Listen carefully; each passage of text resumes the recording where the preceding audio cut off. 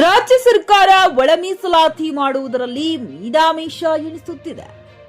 ಸುದ್ದಿಗೋಷ್ಠಿ ನಡೆಸಿ ಮಾತನಾಡಿದ ಮಾದಿಗ ಸಮುದಾಯ ಮತ್ತು ಕೇಂದ್ರ ಮಾಜಿ ಮಂತ್ರಿಗಳು ಮತ್ತು ರಾಜ್ಯ ಮಾಜಿ ಮಂತ್ರಿಗಳಾದ ಇ ನಾರಾಯಣಸ್ವಾಮಿಯವರು ಒಳ ಮೀಸಲಾತಿ ವರ್ಗೀಕರಣ ನವೀಕರಣ ಈಗಾಗಲೇ ಮುಗಿದಿದ್ದು, ನ್ಯಾಯಮೂರ್ತಿಗಳು ನಾಗಮೋಹನ್ ದಾಸ್ ಅವರು ವರದಿಯನ್ನ ಸರ್ಕಾರಕ್ಕೆ ಕೊಡದೆ ಮತ್ತು ಈ ನಮ್ಮ ರಾಜ್ಯ ಸರ್ಕಾರ ಒಳ ಮೀಸಲಾತಿ ಮಾಡುವುದರಲ್ಲಿ ಮೀನಾಮೇಷ ಮಾಡುತ್ತಿರುವ ಬಗ್ಗೆ ಸುದ್ದಿಗೋಷ್ಠಿಯಲ್ಲಿ ತಮ್ಮ ಆಕ್ರೋಶವನ್ನ ವ್ಯಕ್ತಪಡಿಸಿದರು.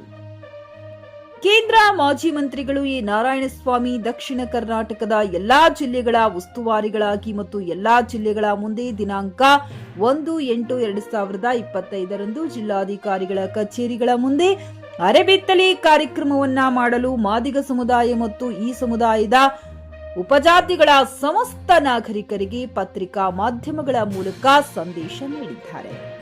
ಈ ಸಂದರ್ಭದಲ್ಲಿ ಕರ್ನಾಟಕ ದಲಿತ ಸಂಘರ್ಷ ಸಮಿತಿ ರಾಜ್ಯ ಸಂಘಟನಾ ಸಂಚಾಲಕ ಹಿರಿಯ ದಲಿತ ಮುಖಂಡ ಬಾಲಕುಂಟಹಳ್ಳಿ ಬಿಎನ್ ಗಂಗಾಧರಪ್ಪ ಮತ್ತು ನಗರಸಭೆಯ ಮಾಜಿ ಅಧ್ಯಕ್ಷರು ಕೃಷ್ಣಮೂರ್ತಿ, ಜಿಲ್ಲಾ ಸಂಘಟನಾ ಸಂಚಾಲಕರು, ತಾಲೂಕ್ ಸಂಘಟನಾ ಸಂಚಾಲಕರು, ವಿವಿಧ ದಲಿತ ಸಂಘಗಳ ಮುಖಂಡರುಗಳು, ಮಹಿಳಾ ಮುಖಂಡರು ಸುದ್ದಿಗೋಷ್ಠಿಯಲ್ಲಿ ಭಾಗವಹಿಸಿದ್ದರು. JN Krishnareddy, GK news Kannada, Chikkaballapur.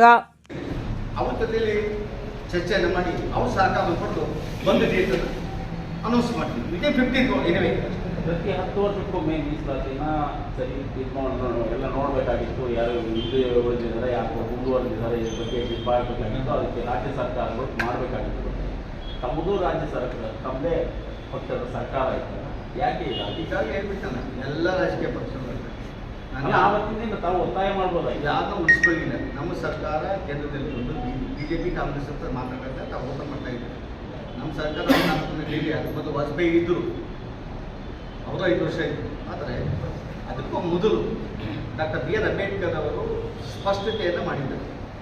10 ವರ್ಷಕ್ಕೆ ಬಿದ್ದ 10 ವರ್ಷದಲ್ಲಿ ಈ ದೇಶದಲ್ಲಿ ಅಸ್ಪೃಶ್ಯತೆ ಹೋಗಬೇಕು, ಆರ್ಥಿಕ ಸಮಾನತೆ ಬರಬೇಕು, ಶೈಕ್ಷಣಿಕ ರಂಗದಲ್ಲಿ ಕ್ರಾಂತಿ ಆಗಬೇಕಂತೇಳಿ ಯಾರೂ ಮಾಡಲಿಲ್ಲ. ಅದನ್ನು ನೋಡೋಕ್ಕೂ ಹೋಗಲಿಲ್ಲ. ಈಗಿರುವ ಸಮೀಕ್ಷೆ ಗೊಂದಲಮಯವಾಗಿದೆ ಅಂತ ನನಗೆ ಗೊಂದಲಮಯ ಇಲ್ಲ. ಗೊಂದಲನ ನನಗೆ ಅಜಯ್ ನಾರಾಯಣ ಸ್ವಾಮಿ ಮಾದಿಗರ ತಾಯಿಯ ಮಾದಿಗರ ಮಗನಾಗಿ ನನಗೆ ಅನಿಸಿದೆ ಇವ್ರಿಗೆ ಮಾಡ್ತಾ ಇದ್ದಾರೆ. ಆದರೆ ಸರ್ಕಾರಕ್ಕೆ ಇಚ್ಛಾಶಕ್ತಿ ಇದ್ದರೆ ತೆಲಂಗಾಣದಲ್ಲಿ ಎಂಪಿರಿಕಲ್ ಡೇಟಾ ಹಿಂದಿನ ಆಯೋಗದ ವರದಿ ಆದಾದ್ಮೇಲೆ ಮಾಡಿಬಿಟ್ಟು ಮತ್ತು ರಾಡಿಫಿಕೇಶನ್ ಮಾಡ್ಕೊಬಹುದು. ಸಸ್ಪೆಂಡ್ ಮಾಡೋದು, ಸಸ್ಪೆಂಡ್ ಒಂದು ವಾರಕ್ಕೆ ರಿವೋಕ್ ಮಾಡೋದು, ಅದು ಅವ್ರ ಪದ್ಧತಿನೇ ತೋರಿಸ ಸರ್ಕಾರ ಪದ್ಧತಿ ಅಲ್ಲ. ಸಸ್ಪೆಂಡ್ ಮಾಡೋದು ಒಂದು ವಾರಕ್ಕೆ ರಿವೋಕ್ ಮಾಡೋದು. ಸಮೀಕ್ಷೆಯಿಂದ ಹೊರಗುಳಿದವರ ಕಥೆ ಸರ್, ಅದಕ್ಕೆ ಹೊರಗುಳಿದವರಿಗೆ is not identity card, ID card, is not Aadhaar card. Just empirical data ಯಾವ ಸಮುದಾಯಕ್ಕೆ ಹೆಚ್ಚು ಸೌಲಭ್ಯ ಕೊಡ್ತೀವಿ, ಏನು ಇವರ ಸಮುದಾಯಕ್ಕೆ ಒತ್ತಾಯ ಮಾಡ್ತಾ ಇದ್ದಾರೆ. ಹುಮ್ನಾಬಾದ್ ಜನರಿಗೆ ಜವಾರಿ ಕೋಳಿ, ಜವಾರಿ ಮೊಟ್ಟೆ ಹಾಗೂ ಕುರಿ ಬೇಕಾದಲ್ಲಿ ಮಾರುಕಟ್ಟೆ ಮನೆ ಮನೆ ಅಲೆದಾಡುವ ಚಿಂತೆ ಬೇಡ. ನಿಮ್ಮ ಹತ್ತಿರದ ಹುಮ್ನಾಬಾದ್ ಇಂಡಸ್ಟ್ರಿಯಲ್ ಏರಿಯಾ ಕಲಬುರಗಿ ರಸ್ತೆಯಲ್ಲಿ ಕುರಿ ಕೋಳಿ ಮೊಟ್ಟೆ ಫಾರ್ಮ್ ಲಭ್ಯವಿದೆ. ಇಲ್ಲಿ ಜವಾರಿ ಮೊಟ್ಟೆ, ಜವಾರಿ ಕೋಳಿ ಹಾಗೂ ಕುರಿಗಳು ಸಿಗುತ್ತವೆ. ವಿಶೇಷವಾಗಿ ಹಬ್ಬಗಳಲ್ಲಿ ರಿಯಾಯಿತಿ ದರದಲ್ಲಿ ಕೋಳಿ, ಕುರಿ ನೀಡಲಾಗುತ್ತದೆ. ಹೆಚ್ಚಿನ ಮಾಹಿತಿಗಾಗಿ ಸಂಪರ್ಕಿಸಿ 9972784156 ಅಥವಾ 8217854404. ನಾಗೇಂದ್ರ ಜಮಾದಾರ್, ಮಾಲೀಕರು, ಕೋಳಿ ಕುರಿ ಮೊಟ್ಟೆ ಫಾರಂ, ಹುಮ್ನಾಬಾದ್.